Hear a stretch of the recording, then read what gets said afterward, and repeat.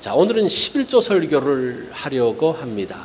제가 10년 이상 동안 한 번도 헌금 설교를 한 적이 없는데 오늘은 헌금 설교라기보다는 11조에 대한 것을 좀 말씀을 드리려고 합니다. 왜냐하면 제가 전에부터 한번 11조에 대한 설교를 해야 되겠다라는 생각들을 하면서 아직은 조금 자료가 부족하다라는 그런 생각을 했어요.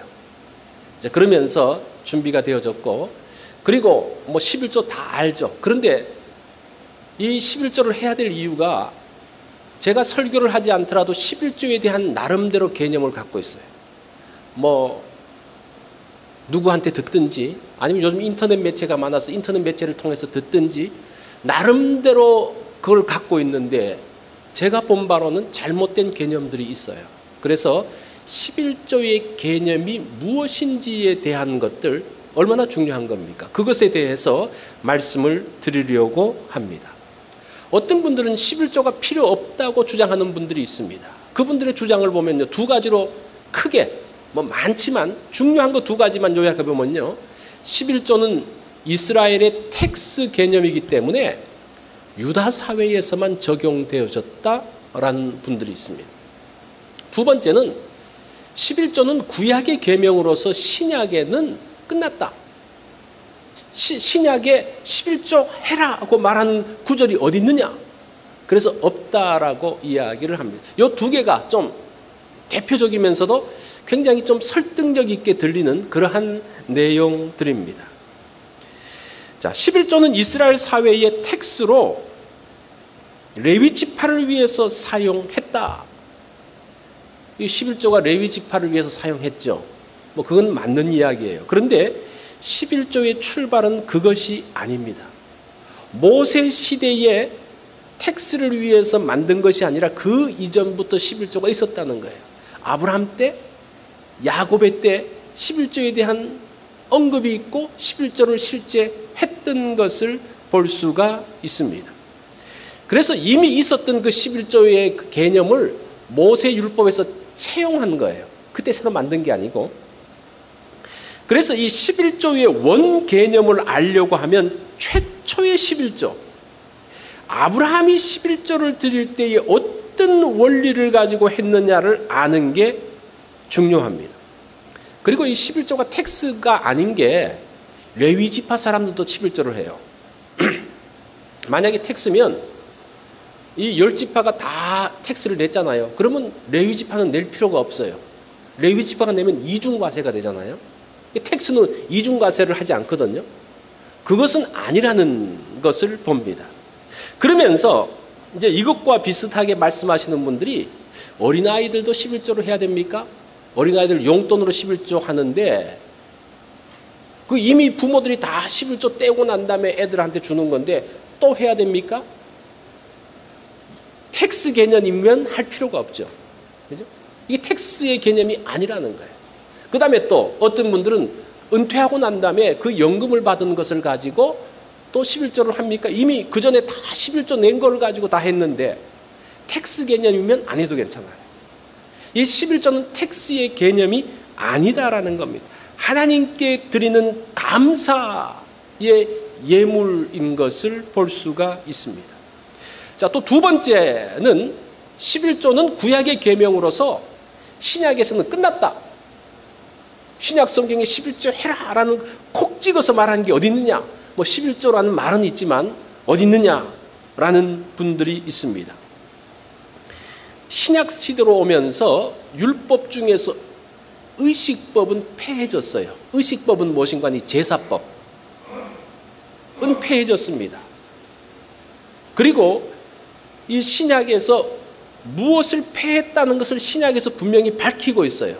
그래서 제사제도가 폐했다, 어떤 월삭이라, 하여튼 그 날에 대한 것들도 폐했다, 이런 것들이 있지만 11조는 폐했다라는 말이 없어요. 자, 보세요. 구약에서부터 쭉 내려오는 법이 있는데 폐한 것은 폐했다고 이야기하지 않고 나머지는 그대로 가는 거예요. 우리가 어떤 법들을 바꿀 때에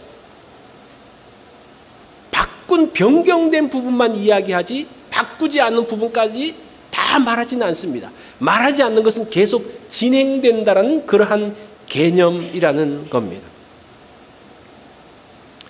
자, 제가 오늘 11조 설교를 하면서 논쟁하려고 하는 것은 아닙니다. 그냥 여러분들이 오해할 수 있는 부분들에 대해서만 간단하게 말씀을 드리고 11조의 원리가 뭔지를 알려고 하는 거예요. 하나님께서 11조를 통한 그 하나님의 의도가 있지 않겠습니까? 이 11조라는 걸 통해서 우리로 하여금 은혜 받게 하는 건데, 복되게 하는 건데, 과연 어떤 하나님의 의도가 숨어 있을까라는 것들을 살펴보겠습니다. 이 11조에 대한 원리를 오늘은 히브리서에서 한번 찾아보려고 합니다. 자, 히브리서가 어떤 책입니까? 예수 그리스도가 어떤 분인지를 소개하는 책이 히브리서예요. 그래서 히브리서에 보면 천사보다 더 우월하신 예수 그리스도, 모세나 여호수아보다 더 우월하신 그러한 예수 그리스도를 말씀하면서 7장에 가서는 예수 그리스도가 누구신가? 그분은 멜기세덱의 반차를 쫓은 분이다라고 이야기합니다. 그래서 이 멜기세덱이 바로 예수 그리스도의 모형이라는 말씀을 하고 있습니다. 그런데 이 멜기세덱이 예수님의 모형이 될 수 있는 이유가 뭔가? 그것을 오늘 히브리서 7장에서는 멜기세덱이 11조를 받았기 때문이다라고 이야기해요. 이게 중요한데, 11조를 받았기 때문에 멜기세덱이 중요한 사람인가? 11조를 받는다는 것은 신적인 권위가 있다는 거예요. 아무나 11조를 받지 않죠. 아무에게나 우리가 11조를 드립니까? 아니죠. 11조를 드린다고 했을 때는 하나님께서 인정하시는 신적 권위를 갖고 있는 사람, 하나님이 인정하시는 특별한 사람, 그 사람에게 11조를 드리는 거예요. 이것이 아브라함 시대에 가졌던 생각이고 그들의 관습이었습니다. 그래서 11조는 최고 존경의 표시입니다. 그러니까 11조를 드린다는 것은 가장 존경받을 만한 사람에게 드리는 예물이 11조라는 겁니다. 창세기 14장에 보면 그 아브라함이 처음에 11조를 드렸던 그 사건이 나옵니다. 우리 그 현장으로 한번 가보겠습니다. 창세기 14장 1절로 2절에 보면 당시 시날왕 아므라벨과 엘라왕 아리옥과 엘람왕 그달라 오멜과 고임왕 디달이 누구와 전쟁을 합니까? 소돔왕과 고모라왕과 아드마왕과 스보임왕과 소알왕과 전쟁을 했습니다. 자, 이 전쟁은 무슨 전쟁인고 하니 지금 시날 그러면 시날 땅이 어디입니까? 바벨론 쪽이잖아요. 엘람 그러면 우리가 수요 예배 때 들은 것처럼 페르시아 쪽의 도시예요. 그러니까 이 도시들은 메소포타미아 문명권을 갖고 있는 강력한 나라입니다. 그 당시에 아브라함 시대의 그 동쪽에 그 유프라테스 강과 티그리스 강을 배경으로 했던 그 메소포타미아 문명의 나라들이 굉장히 강력한 힘을 갖고 있었습니다. 그 나라들이 가나안 땅에 와서 그 땅의 사람들을 이제 정복하고 난 다음에 조공을 받고 있었습니다. 근데 얼마 동안 조공을 하다가 이 사람들이 더 이상 조공을 하지 않는 거예요. 그러니까 조공을 바치다가 안 하니까 다시 이 나라들이 내려오는 거예요. 그러면서 전쟁이 벌어집니다. 이게 14장의 이야기입니다.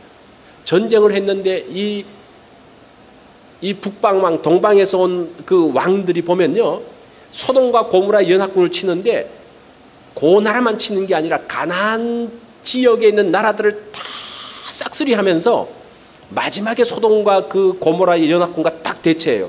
그러니까 이 가나안 땅에서 지원해 줄 수 있는 고리들을 다 끊어버리고 전쟁을 하는데 어떻게 됩니까? 게임이 되지가 않죠. 그러면서 이 가나안의 그 모든 왕들이 패합니다. 그렇게 하면서 그 소돔과 고모라와 소알과 그 모든 나라의 백성들이 다 포로로 잡혀가고 있어요. 그 땅에 있었던 그 모든 전리품들을 다, 그 물건들을 다 빼앗아 갑니다. 그런데 그 잡혀가는 사람 중에 누가 있습니까? 아브라함의 조카 롯이 있는 거예요. 그 이야기를 듣고 아브라함이 롯 그 조카를 구하기 위해서 자기의 개인 군대, 그리고 옆에 있는 사람들하고 합쳐서 318명의 그 사병을, 개인 사병을 거느리고 그 강력한, 그 당시 최강의 힘을 갖고 있는 그 군대를 추격해서 올라갑니다. 단까지 올라갔다고 이야기합니다. 그런데 야간에, 밤에 그 메소포타미아에 있는 그 군대를 기습하면서 전쟁에서 승리를 해요. 이건 우리가 성경에서 그냥 승리했다고 해서 당연한 거로 생각하는데, 이거는요 있을 수 없는 이야기예요. 정규병과 사병이 싸워서 게임이 안 돼요. 이거는 쉽게 말하면요, 우리 교회 축구팀이 LA에 있는 그 프로 축구팀 갤럭시하고 축구 시합을 해서 우리 교회가 이겼다는 것하고 똑같은 거예요. 있을 수 없는 일입니다. 자, 그렇게 이제 하나님의 특별한 은혜로서 승리하고, 아브라함이 잡혀갔던 그 모든 소돔과 고모라, 롯을 비롯해서 모든 사람들을 이제 끌고 갑니다. 그리고 이 메소포타미아 그 동쪽에서 오는 그 군대들의 전리품들, 이 사람들이 이 가나안 땅을 휩쓸면서 얼마나 많은 전리품들을 갖고 왔습니까? 그거를 다 가지고 지금 내려오기 시작하는 거예요. 내려오는데 누가 마중 나옵니까? 소돔 왕과 살렘 왕 멜기세덱이 마중을 나옵니다. 이 소돔 왕이 아브라함에게 이야기하죠. 아, 정말 수고 많이 했습니다. 성경에는 수고했다는 말도 없는데, 그러면서 뭐라고 말하는 거 아니? 그 소돔에 있는 재산들은 당신이 다 가지시고 사람만 그냥 주십시오. 그때 이 아브라함이 뭐라고 말하는 거 아니? 내가 소돔 왕 때문에 부자가 됐다는 말을 듣기 싫소. 그러면서 소돔의 재산들을 다 줘요. 자, 그리고 난 다음에 또 누가 옵니까? 이 멜기세덱, 살렘 왕 멜기세덱이 오는데, 그 멜기세덱은 빵과 포도주를 가지고 옵니다. 그러면서 지치 있는 군대들에게 먹입니다. 그때에, 그리고 이 멜기세덱이 아브라함을 축복을 합니다. 그러면서 이 아브라함이 자기가 가져왔던 전리품의 10분의 1을 떼어서 멜기세덱에게 드립니다. 우리가 생각할 때 소돔 왕에게 다 줬는데 무슨 전리품이 남았느냐? 그게 아니죠. 소돔의 전리품은 요만큼이에요. 그 주변 나라들을 다 하면서 이만큼 전리품이 있는 거예요. 몇십 배의 전리품들이 있는 거예요. 그것의 10분의 1을 멜기세덱에게 드립니다. 자, 아브라함은 왜 소돔 왕이나 가나안에 많은 왕들이 있는데, 또는 그 가나안 땅에 많은 제사장들이 있는데 왜 해필이면 멜기세덱의 11조를 드렸을까? 그것은 아브라함이 생각하기에 이 멜기세덱은 지극히 높으신 하나님의 제사장이라고 생각했기 때문에 그에게 10분의 1을 드리는 거예요. 그 정도로 멜기세덱이 신적 권위를 갖고 있었다는 겁니다. 그런 면에서 멜기세덱은 특별한 제사장입니다. 그래서 멜기세덱은 하나님의 예수 그리스도의 모형이고 그림자가 되어지죠. 자, 이런 배경에서 봤을 때에 이 아브라함이 자기가 가지고 있는 10분의 1을 최고로 존경하는 사람에게 드리는 거예요. 신적 권위를 갖고 있는 사람에게 드리는 거예요. 자, 그러면서 더 중요한 것은 무엇인가 하니, 그러면 아브라함은 어떤 마음으로 11조를 멜기세덱에게 바쳤을까? 11조를 드렸다는데 도대체 어떤 마음으로 드렸을까? 이게 F.F. 브루스가 했던 질문이에요. 그러면서 이렇게 이야기합니다. 아브라함은 감격하면서 11조를 드렸을 것이라. 왜냐하면 아브라함이 정말 말도 안 되는 승리를 하잖아요. 그러면서 정말 감격하면서 자기 조카도 구했죠. 그 모든 사람들, 포로로 끌려가는 사람을 다 구하잖아요. 그 가나안 땅에 있는 사람 다 자기 이웃인데 그 사람들 다 구해옵니다. 또 그 전리품들이 엄청납니다. 정말 이게 기쁘고 정말 기가 막힌 상황에서 누군가에게 감사하고 누군가와 이 감격을 나누고 싶은데 누구와 나눕니까? 하나님의 제사장인 멜기세덱과 그것을 나누는 거예요. 그래서 이 11조를 드렸다는 것은 그 아브라함의 그 마음 가운데 감사하며 감격했던 그 마음으로 드렸다는 겁니다. 11조는 이렇게 드려지는 겁니다. 야곱의 11조를 한번 보십시오. 야곱이 형 에서를 피해서 무서워서 도망가잖아요. 외삼촌 집으로 가기 위해서 정말 며칠 날을 올라가는데 하루는 허벌판에서 밤을 지내게 됩니다. 한 번도 그가 아무도 없는 곳에서 잠을 잔 적이 없습니다. 그런데 그곳에서 잠을 자는데 무서워요.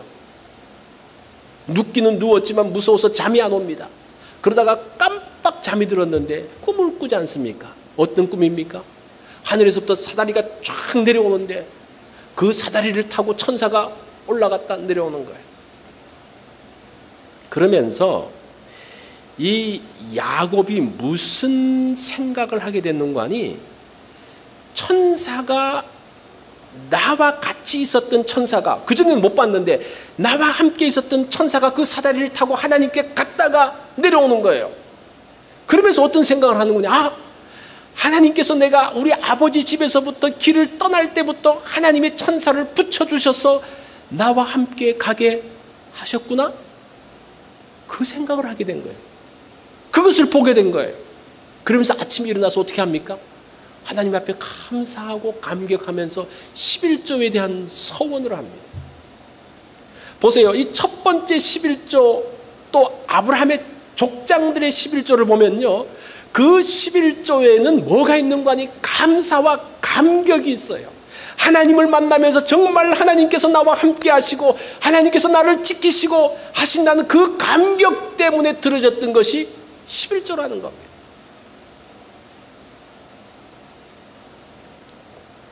농사 짓는 분들이 처음 익은 곡식을 딸 때에 그런 감격이 있다고 그래요.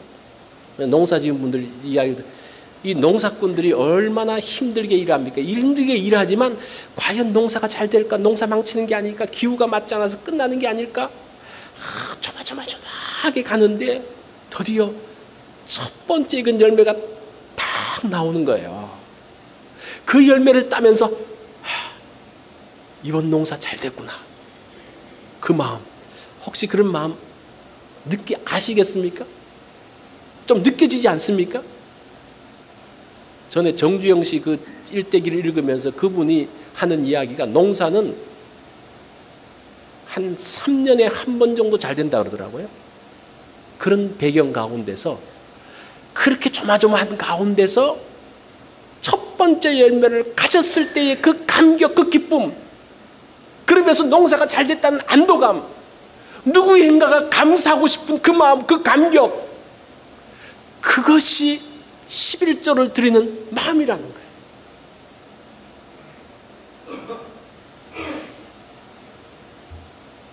자, 여러분들은 11조를 드릴 때 어떤 마음입니까?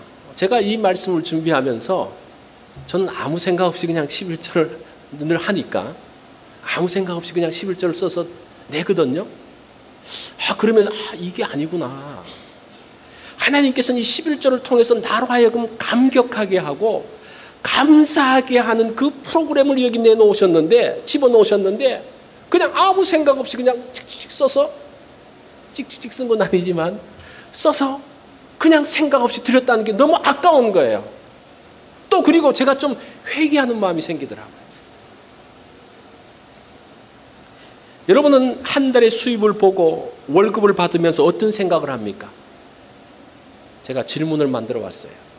1번 감사한다, 2번 당연하다, 3번은 부족하다, 4번은 내가 일한 것에 비해 너무 형편없다, 착취당했다. 뭐 이 중에 하나겠죠, 그죠? 뭐 더 있을 수도 있겠지만, 만약에 내가 받은 월급이 부족하고 착취당했다고 하면서 그 월급을 받으면서 분노와 불만이 있다면 그런 분들은 11조 드리기 어렵습니다. 쉽지 않아요. 뭐 그런 분 가운데서 드릴 수 있는 분도 있지만 정말 쉽지 않아요. 그 감사하는 마음이 없이는 어렵습니다. 제가 아는 목사님 교회의 한 성도가, 이분은 11조 하는 분이 아닌데 어느 날 11조 헌금을 한 거예요. 그래서 너무나 이상해서 물어봤답니다. 어떻게 11조 하셨네요? 그러니까 이분이 하시는 이야기, 이분이 원래 어떤 분인가 하니 자기가 그 회사 나가서 월급을 받는데 그 월급이 부족해가지고 이제 투잡을 뛰는데 저녁에 와서는 자기 그 장인 어른이 그 처갓집에서 운영하는 리코스타에 가가지고 밤에 일하고 거기서도 또 이 돈을 받고 생활하는 사람이에요. 그러니까 힘든 분이죠. 그런데 이제 그렇게 살고 그러니까 11조 같은 거는 생각도 하지 않고 있었는데, 그런데 이제 어느 날 그 회사가 이사를 하면서 모든 장비를 옮기는데 이분이 장비를 옮기고 셋업하고 그러는데 열심히 도왔대요. 그러니까 이 사장님이 마음에 감동이 돼서 보너스를 줬는데 뭐 얼마 받을 줄은 알았대요. 열심히 일했으니. 그런데 자기가 생각했던 것보다 더 많은 것을 줘서 이 사람이 너무 감사하는 마음이 생겼다는 겁니다. 그러면서 이 사람의 말이 이거는 분명히 하나님이 주셨다는 생각이 들더래요, 갑자기. 그러면서 자기 받은 월급 11조 안 하고 그 보너스에 대한 11조만 한 거예요.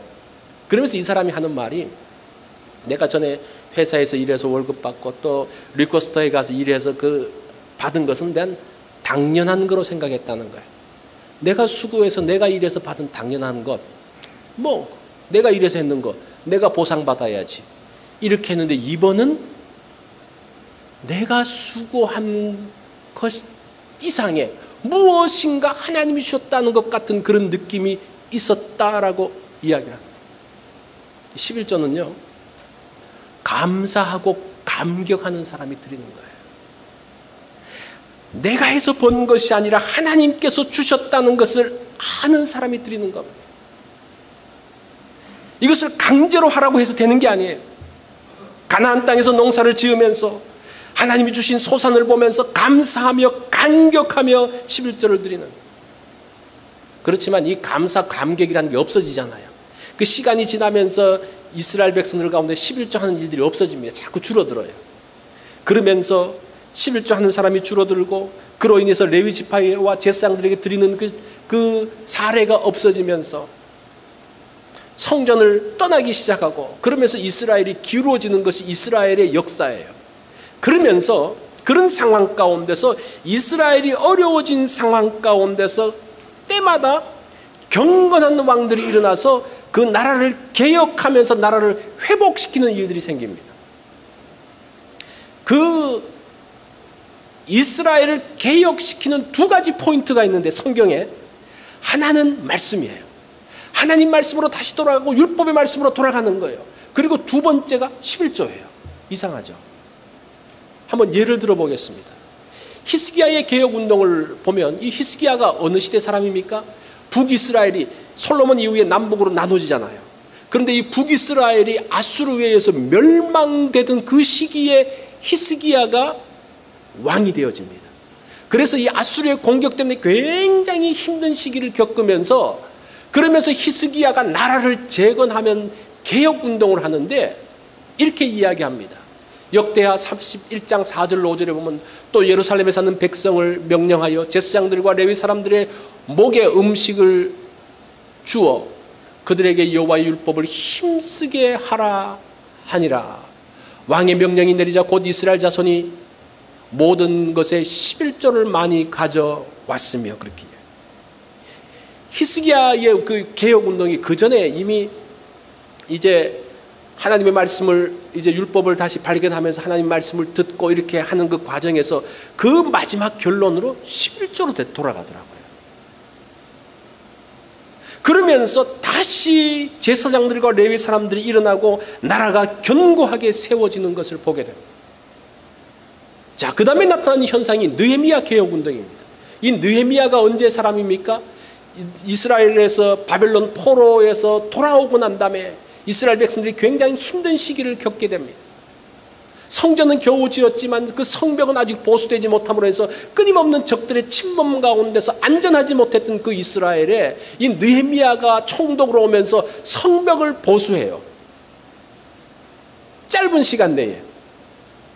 그러면서 안정을 얻고 난 다음에 이 성벽이 보수되어지고 난 다음에 무엇을 하는 거 아니? 에스라를 모시고 부흥회를 하는데 그 부흥회가 느헤미야 개혁운동입니다. 그날 숨은 나은 날에 이렇게 말하죠. 모든 이스라엘 백성들이 다 모여서 굵은 베옷을 입고 티끌을 무릅쓰며 모든 이방 사람들과 절교하고 서서 자기의 죄와 조상들의 허물을 자복하고. 자, 이 느헤미야의 그 개혁운동, 그 느헤미야의 그 부흥회를 통해서 말씀을 듣고 자신의 잘못을 깨닫게 되는 거야. 바로 살아야 되겠구나.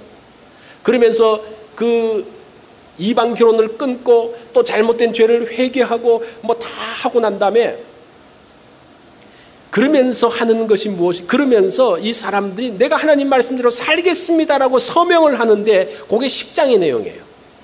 그러면서 그 10장의 내용에서 서명했던 내용이 무엇인가 하니 느헤미야 10장 34절로 35절에 보면 해마다 우리 토지 소산의 만물과 각종 과목의 첫 열매를 여호와의 전에 드리기로 하였고 또 우리의 맏아들들과 가축의 처음 난 것과 소와 양의 처음 난 것을 율법에 기록된 대로 우리 하나님의 전으로 가져다가. 이 느헤미야의 운동에서도 11조 운동으로 이 개혁운동이 결론 짓고 있는 것을 볼 수가 이상하지 않습니까? 이것이 지금 성경의 흐름이에요. 이스라엘 역사의 흐름이에요. 그러면서 느헤미야 시대가 지나가고 난 다음에 말라기 시대가 옵니다. 말라기 시대가 다시 타락의 길로 접어드는데 그때 하나님께서 하신 말씀이 뭐라고 이야기합니까? 우리가 잘 아는 말씀이잖아요. 만군의 여호와께서 이르노라 너희 조상의 날로부터 너희가 나의 규례를 떠나 지키지 아니하도다. 그런즉 내게로 돌아오라. 8절에 사람이 어찌 하나님의 것을 도적질하느냐 이는 곧 11조와 봉헌물이라. 11조의 파기를 영적 타락으로 보고 있어요. 제가 지금 뭐 11조 하라고 윽박지르는 게 아니고 성경이 무엇인가를 지금 이야기하고 있어요. 저는 뭐 그런 마음이 없어요. 그러면서 말라기 3장 10절에 보면 어떤 말씀을 하는 거 아니? 만군의 여호와가 이르노라 너희의 온전한 11조를 창고에 들여 나의 집에 양식이 있게 하고 그것으로 나를 시험하여 내가 하늘 문을 열고 너희에게 복을 쌓을 것이 없도록 붙지 아니하나 보라. 그러면 이렇게 결론을 맺어요. 자, 보세요. 구약의 시작은 아브라함이라고 말할 수가 있습니다. 그 앞에 1장부터 11장까지는 뭐 천지 창조 이런 부분이고 하나님의 선택은 아브라함부터거든요. 아브라함이 구약의 문을 여는데 사실은 그 중요한 부분 가운데서 아브라함의 11조의 부분이 있어요. 구약의 마지막이 말라기인데 말라기가 11조로 막을 내리고 있어요. 자, 이것은 11조에서 우리에게 엄청 부담을 주기 위한 겁니까? 하나님께서 우리에게 엄청 부담을 주기 위해서 돈을 어떻게 뺏어내기 위해서 처음과 마지막을 그렇게 했을까요? 하나님은 그런 분이 아니죠. 이게 11조는 하나님에 대한 감격이에요. 아브라함의 11조가 그랬잖아요. 하나님에 대한 감격이에요. 말라기에서도 뭐라고 이야기합니까? 이 11조를 함으로 인해서 내가 복을 주나 안 보나 한번 너희들이 한번 시험해봐라. 내가 은혜를 주겠다. 그 감사와 감격을 함께 누리자는 초청입니다. 이게 말라기의 말씀이에요. 그래서 바꾸어서 말하면요, 구약의 시작을 아브라함을 통해서 감격으로 열고 그 다음에 그 구약의 마지막 말라기를 다시 감격 가운데 들어오도록 초대하는 것이 구약의 처음과 마지막이라고 말할 수가 있습니다. 제가 좀 적당한 예가 될지 모르겠지만 자녀들이 부모에게 용돈 드리잖아요. 연세 많으신 분들 더 이상 이제 활동을 못하면 드리면서 어떨 때는 용돈 드릴 때 힘들 때도 있잖아요. 그죠? 드려 마라 그러다가 그래도 우리 어머니가 옛날에 나를 위해서 어떻게 했지? 그 옛날의 그 추억을 떠올리면서 그 감격이 일어나면요, 힘들어도 드리게 돼 있어요. 이게 말라기가 말하는 뉘앙스입니다. 하나님은 11조를 통해서 강요하고 위협하는 것이 아니라 하나님의 백성들이 감사하며 감격하는 것을 보고 싶어 하는 거예요. 지금 말라기의 시대에서 그 모든 것이 끊어지면서 영적으로 메말라지고 그들 역시 하나님과의 그 관계에서 막혀 있음으로 인해서 그들 역시 풍성함을 누리지 못하는 그 사람들에게 너희들이 다시 한번 그 감격 가운데 들어가 봐라. 내가 너희들을 향해서 그 모든 그 축복의 물꼬를 열어놓을 테니까 그것을 풀어라라고 이야기하고 있어요. 그러면서 함께 그 감사와 감격 가운데 들어가기 원하는 하나님의 마음이 이 가운데 있는 거예요. 이게 11조의 원리예요. 11조는 강요해서 되는 게 아닙니다. 저는 여러분들에게 절대 강요할 생각이 없습니다. 하나님의 은혜가 내게 임하는 것을 알 때에 나타나는 것. 저는 여러분들이 하나님의 축복을 마음껏 누리기 원합니다. 풍성함 가운데 하나님 앞에 감격하며 신앙생활하기를 바랍니다. 우리에는 막혀있는 어떤 그런 부분들이 있습니까? 그 막혀있는 부분을 풀어야죠. 다시 회복해야 됩니다. 하나님께서 나를 시험해 보라고 이야기합니다. 말씀대로 한번 모험을 해보십시오. 그리고 하나님의 역사를 한번 기다려 보십시오. 그거는 여러분들의 선택의 목입니다. 그럴 때에 하나님께서 예비하신 그 풍성함 가운데서 감사하며 감격하게 될 것입니다. 우리 다 같이 기도